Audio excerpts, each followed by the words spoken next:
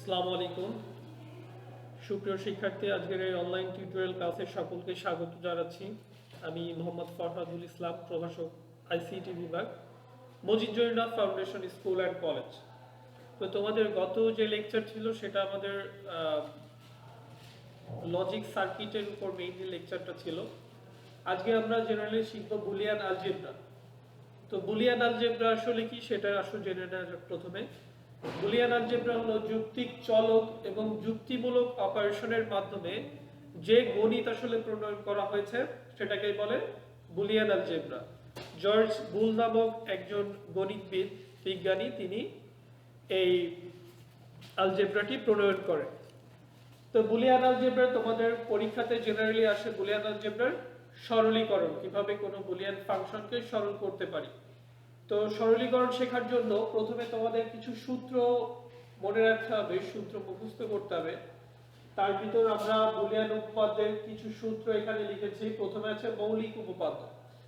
মৌলিক উপপাদ্যের প্রথম যে সূত্রটা আছে প্লাসের জন্য, এই চারটা সূত্র হচ্ছে প্লাসের জন্য, তাই তো, যোগের জন্য। আমি যদি a প্লাস 0 দিই তাহলে ফলাফল আসে হচ্ছে a, অর্থাৎ কোনো কিছুর সাথে যদি 0 যোগ করি, সাপোজ 1 প্লাস 0, তাহলে কত পাই ফলাফল 1। 0 এর সাথে কোনো কিছু যোগ করলে ওটাই আমাদের ফিরে আসে।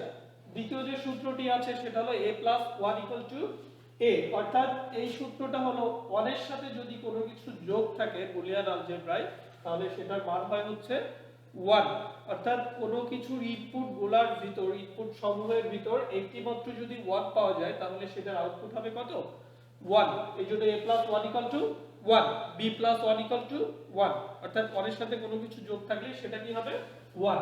তৃতীয় যে সূত্রটি আছে a plus a equal to a, অর্থাৎ আমার দুটি যদি সমান টাইপের ভ্যারিয়েবল বা চলক যদি যোগ অবস্থায় থাকে সেটার ফলাফল হয় হচ্ছে একটি মাত্র চলক বা ভ্যারিয়েবল। আবার হতে পারে a plus a plus a equal two, তাহলে কি হবে a, অর্থাৎ যতগুলো চলকই যোগ থাকুক না কেন সেটার ফলাফল হবে একটি মাত্র চলক। কিন্তু মনে রাখতে অবশ্যই চলক সমূহ কি সেম হতে হবে। Suppose b plus b plus b সমান কি হতে হবে b হতে পারে। তারপরে চতুর্থ যে সূত্রটি আছে a প্লাস a প্রাইম বলে বা a not, a plus a not equal to 1। এই উপরে যে দাগটি রয়েছে এটাকে বলে হচ্ছে a নট, অর্থাৎ a কে নেগেশন করা, তাই তো। a কে নেগেশন করলে যেটা পাওয়া যায় সেটাকে বলে a নট। এটা উপরে এই চিহ্ন দ্বারা a কে কি করা হয় নট করা হয়। তো এখানে আমরা বলতে পারি a plus a not equal to 1। আচ্ছা, এবার চলো দেখে নেওয়া যাক মৌলিক উপপাদ্যের গুণের জন্য সূত্রগুলা কি হতে পারে। প্রথম যে সূত্রটি আছে a ইনটু 0, মানে a গুণন 0 ইকুয়াল টু কি হতে পারে 0, অর্থাৎ আমরা জানি 0 এর সাথে কোনো কিছু গুণ করলে সবকিছু কি হয়ে যায় 0 হয়ে যায়। পরে আছে a ইনটু 1, অর্থাৎ 1 এর সাথে কোনো কিছু গুণ থাকলে ওটাকে আমরা ফিরে পাই, যেমন 5 ইনটু 1, 5 একে কত 5, 6 একে 6, সেরকম ভাবে এর সাথে 1 গুণ করলে আমরা কি পাই 1 ফিরে পাই, a ফিরে পাই।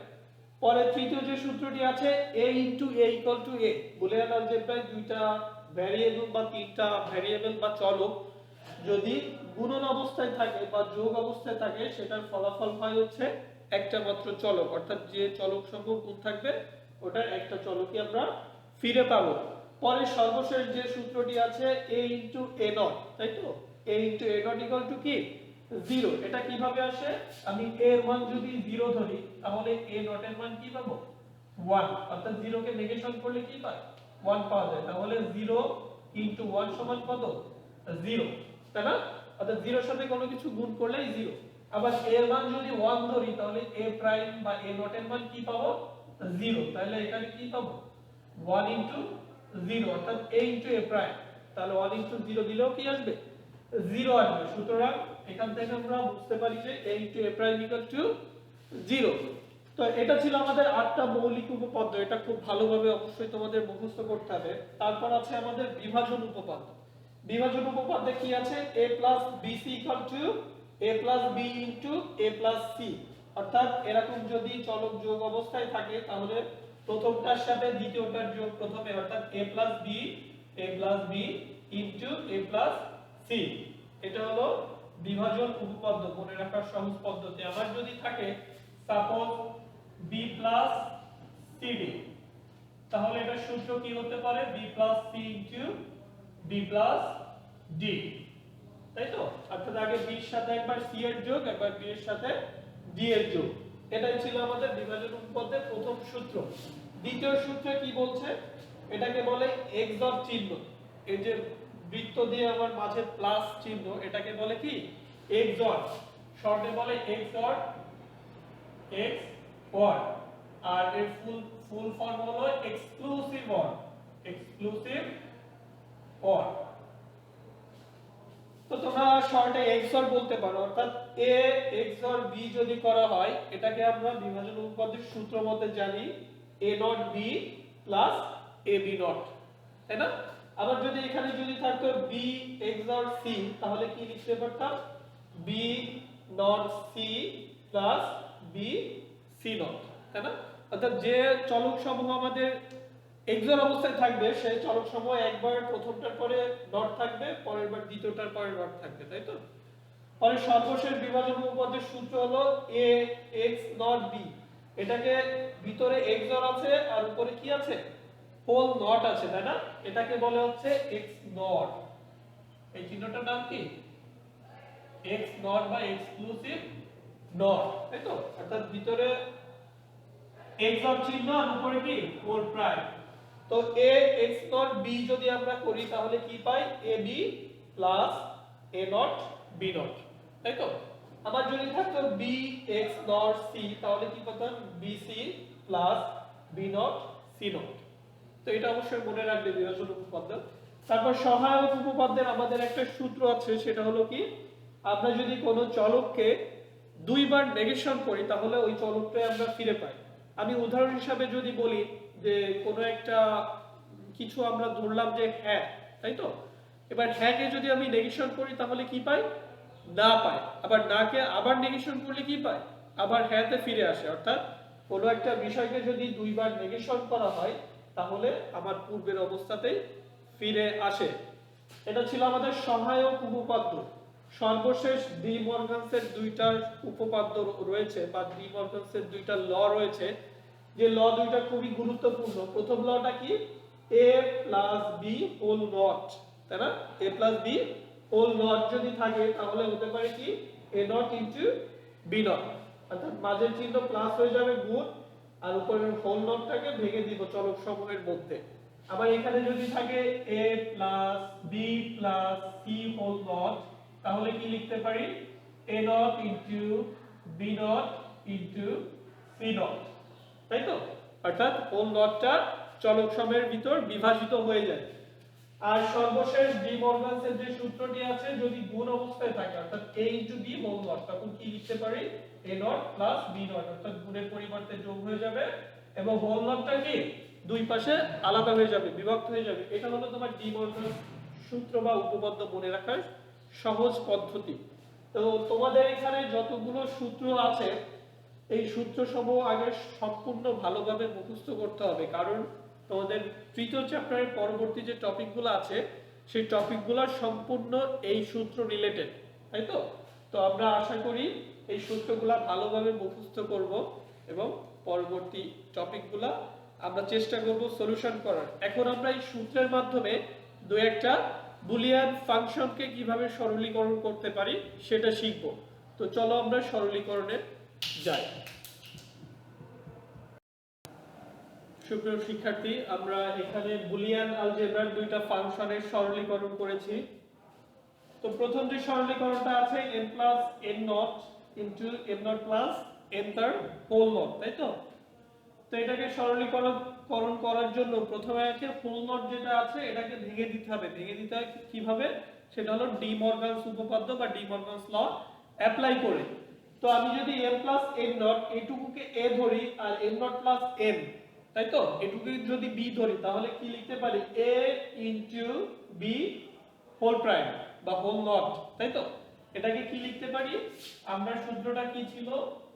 a b নট এর সূত্র কি ছিল? a not plus b not, তাই তো? তো আমরা যেহেতু এইটুকুকে a ধরেছি, এটুকু হলো কি a, আর এইটুকু কি বি। তাহলে দেখো a into B whole not. তাহলে আমরা প্রথমে কি লিখেছি a আর উপর কি নট, তারপর মাঝের চিহ্ন গুণ ছিল, গুণ থাকলে কি হয়ে যায় প্লাস হয়ে যায়। এই সূত্র থেকে আমরা জানি কি গুণ থাকলে প্লাস হয়ে যায়, প্লাস দিয়েছি, তারপর বি লিখেছি, বি এর পরে নট দিয়েছি, তাই তো direct De Morgan's law apply করেছি। পরে কি হয়েছে এটার পরে আবার ডি মর্গানস ল অ্যাপ্লাই করেছি, যেহেতু আমাদের হোল নট আছে, তাই তো m প্লাস n নট তার হোল নট। তাহলে আমরা প্রথমে m টাকে a ধরেছি প্লাস n নটটাকে b ধরেছি, এখানে b টা কি n নটটাই হলো b। তাহলে কি লিখতে পারি, প্রথমে m এর পরে নট অর্থাৎ m নট, মাঝে প্লাস ছিল গুণ হয়ে গেছে, তারপর n নট হলো b, n নট হলো b, তারপরে সূত্রের একটা নট অর্থাৎ n ডাবল নট, তাই না n ডাবল নট প্লাস মাঝের এই প্লাস দিলাম, তারপর হচ্ছে এটাকে আবার ডি মর্গানস ল অ্যাপ্লাই করব, যেহেতু হোল নট আছে। তো প্রথম কি আছে m নট আছে, m নটটা হলো এখানে কি a, তারপরে সূত্রের একটা নট হলো অর্থাৎ m ডাবল নট, মাঝে প্লাস ছিল সেটা কি হলো গুণ হলো, এবং এখানে n আছে, nটাকে কি করে দিলাম নট করে দিলাম। তো এখানে কি পাচ্ছি, প্রথমে m টা নট রাখলাম অর্থাৎ m নট। আমি একটু আগে একটা সূত্র শিখিয়েছিলাম সহায়ক উপপাদ্য, সেখানে কি ছিল a ডাবল নট মানে কি a, সূত্রটা ছিল a ডাবল নট মানে a। এখানে দেখো a এর পরিবর্তে কি আছে চলকটা n আছে, তাহলে n ডাবল নট মানে কি লিখতে পারি n লিখতে পারি। ঠিক সেম ভাবে আমরা m ডাবল নট মানে কি লিখতে পারি m লিখতে পারি। তাহলে আমরা কি পাচ্ছি m not n plus m n not, এটাই হলো আমাদের আনসার, কারণ এরপরে আর সরলীকরণ করা সম্ভব নয়। তো দ্বিতীয় যে সূত্রটি আছে, দ্বিতীয় যে ফাংশনটি আছে সেটা কি ছিল a plus b into a plus c। এটা যেহেতু গুণ অবস্থায় আছে, সরলীকরণ করার কিছু সূত্র আছে, সেটাকে আমাদের ফলো করতে হবে। যেমন প্রথমটা কি আছে, যেহেতু গুণ অবস্থায় আছে সুতরাং আমরা গুণ করে দিব, সেটা কিভাবে a এর সাথে a গুণ করেছি অর্থাৎ a ইনটু a, তারপর a এর সাথে c এর গুণ করেছি a ইনটু c, তারপর b এর সাথে a গুণ করেছি b এ, তারপর b এর সাথে c গুণ করেছি bc, অর্থাৎ নরমাল আমরা গণিতের ক্ষেত্রে যেভাবে চলকের গুণ করে থাকি সেভাবে। তো আমরা এখানে a ইনটু a মানে আমরা কি জানি, মৌলিক উপপাদ্যের সূত্রে আছে দেখবে a ইনটু a মানে একটা a, তারপর এখানে ac লিখলাম, ba লিখলাম, bc লিখলাম, তাই তো। তারপর আমরা এই দুইটা থেকে কি কমন নিতে পারি a কমন নিতে পারি, a কমন নিলে কি থাকে এখানে 1 থাকে, এখানে c থাকে, তাহলে 1 প্লাস c। আবার আমরা চাইলে এই দুইটা থেকেও কমন নিতে পারি b, এখান থেকে যদি b কমন নিই তাহলে কি থাকে a প্লাস c।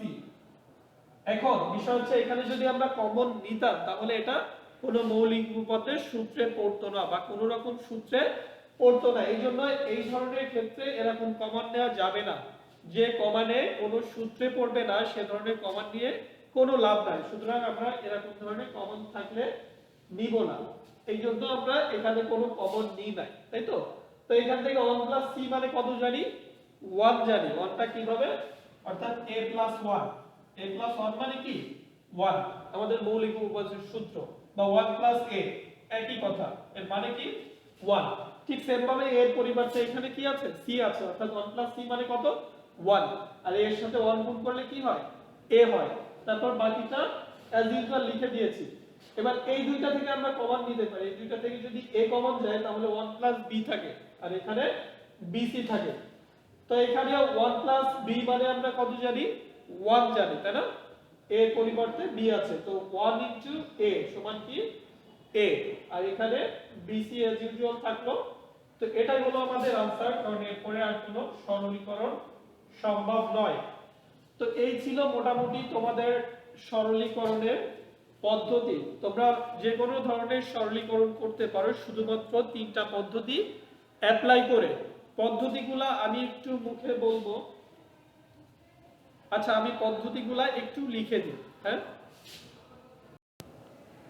সুপ্রিয় শিক্ষার্থী, আমরা এতক্ষণ যে বুলিয়ান আলজেব্রার সরলীকরণ করেছি, তো তোমরা এই তিনটা নোট যদি ফলো করো তাহলে অবশ্যই সকল ধরনের সরলীকরণ তোমরা করতে পারবে আশা করি। তো প্রথম যেটা নোট আছে, হোল নট যদি থাকে তাহলে ডি মর্গানস ল প্রয়োগ করে কি করব চলক সমূহ ভেঙে দিব, যেটা আমরা প্রথম উদাহরণের ক্ষেত্রে দেখেছি। প্রথম উদাহরণে কি ছিল m plus n not into m not plus n whole not, তাই না? এখানে একটা হোল নট যেটা আছে, এই হোল নটটাকে আমরা ভেঙে দিব, সেটা কিসের মাধ্যমে? ডি মর্গানস ল অ্যাপ্লাই করার মাধ্যমে। যদি এরকম কোনো ধরনের সরলীকরণ থাকে বা এরকম কোনো ধরনের হোল নট কোথাও তোমরা পাও, তাহলে অবশ্যই কি করবে? ডি মর্গানস ল অ্যাপ্লাই করবে। দ্বিতীয় যে নোটটি আছে সেটা হলো চলক সমূহ গুণ অবস্থায় থাকলে সেটাকে কি করে দিব? গুণ করে দিব, যেটা আমরা দ্বিতীয় উদাহরণের ক্ষেত্রে দেখেছিলাম। আমাদের চলক সমূহ দ্বিতীয় উদাহরণে কি ছিল? a plus b into a plus b into a plus c। তো এরকম যদি গুণ অবস্থায় কখনো কোনো বুলিয়ান আলজেব্রা পাও, তাহলে সেটিকে কি করে দিব? আমরা গুণ করে দিব, যেটি আমরা উদাহরণ 2 তে দেখেছি আমরা। তো আমরা কি করব? গুণ অবস্থায় থাকলে সেটিকে গুণ করে দিব। তৃতীয় এবং সর্বশেষ যেটা আছে সেটা বলেছে এমন ভাবে চলক সমূহ কমন নিব যাতে মৌলিক উপপাদ্যের সূত্রে পড়ে। আমরা উদাহরণ 2 করার সময় আমি একটা জিনিস ফোকাস করেছিলাম, সেটা হলো কমন নিতে হবে এমন কোনো কিছু যাতে করে আমাদের মৌলিক উপপাদ্যের সূত্রে পড়ে সেটা মিনিমাইজ হয়ে আসে, অর্থাৎ ছোট হয়ে আসে ফাংশনটা। তো এই জন্য আমরা কি করব? এমন ভাবে কমন নিতে হবে যাতে করে মৌলিক উপপাদ্যের সূত্রে পড়ে। যদি এমন কমন নেওয়ার পরে মৌলিক উপপাদ্যের কোনো সূত্রে না পড়ে আমি বুঝতে পারি, সেই ক্ষেত্রে আমরা কি নিব না?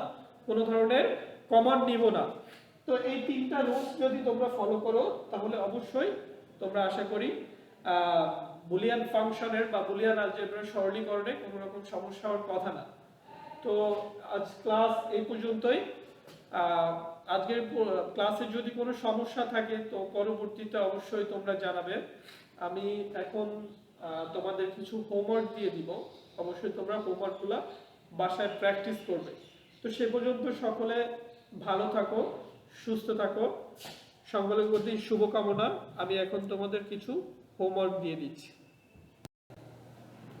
তো সুপ্রিয় শিক্ষার্থীরা, এখানে তোমাদের 3টা হোমওয়ার্ক আমি দিয়েছি। প্রথম হোমওয়ার্কে এখানে আমরা ডি মর্গানস ল অ্যাপ্লাই করতে হবে, কারণ হোল প্রাইম আছে, তাই না? এটার উপর একটা হোল প্রাইম, এটার উপর একটা হোল প্রাইম, দুইটাই আমাদের ডি মর্গানস ল অ্যাপ্লাই করব। তারপরে তোমরা কমন নেওয়ার পরে বুঝতে পারবে যে এটা সরলীকরণ কিভাবে করতে হবে। দ্বিতীয়টি আছে সরল একটা ফর্ম আছে, এখানে জাস্ট তোমাদের কমন নিলে হয়ে যাবে।